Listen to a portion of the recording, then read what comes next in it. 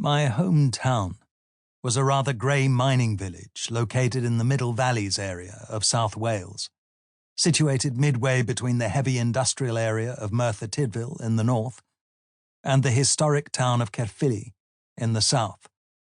It had a resemblance to the town in How Green Was My Valley, but with a few stark differences to that romantic portrayal of life in the valleys.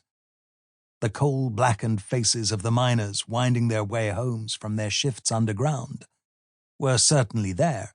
However, there was no sign of them singing their hearts out as they were greeted by their loving wives at the front doors of their houses, nor were their smiling children ready with a tin bath full of hot soapy water in front of a roaring fire to wash their fathers' backs.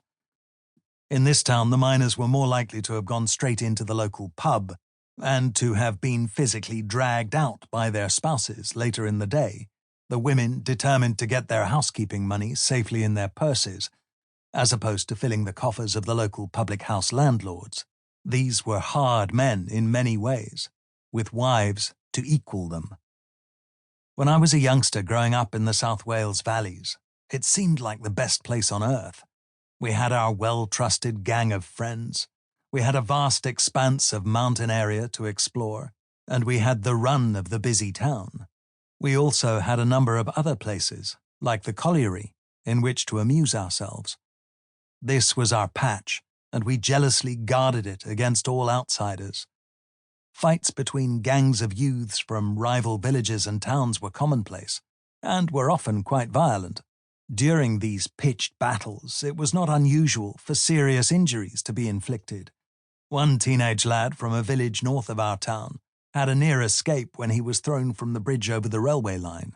The police arrived and dragged him off the line just a few moments before the Merthyr to Cardiff train would have sliced straight through him. The town had built up a notoriety that was soon to be brought to the attention of the gangs in larger places, like Cardiff and Caerphilly. A showdown was destined to happen. Late on a particular Friday night, the packed-out Cardiff train pulled into the local station and spilled out its load of invaders. They were greeted with a hail of bottles, bricks, iron bars, and whatever else was throwable. The large crowd that had come to give the youth of our town a lesson was soon on their way home. From the very start of my teenage years, life was just good fun, marred only by the unfortunate requirement to attend school. The school had been founded at the beginning of the century and had started its career in the higher elementary role. It was regarded as a fine specimen of selective education for post-primary pupils. It had been formally recognized as a secondary school some years later and had become a grammar school in the years just after the First World War. To me, it was a large, daunting red brick building where the only objective of the black-gowned teachers was to see how many times a day they could have me standing outside the headmaster's office for an inevitable caning. From day one, it seemed that every teacher knew me intimately.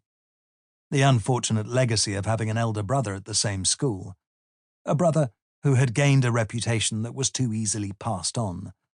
I was destined to be the target of certain teachers' attentions, but not always to the benefit of my education.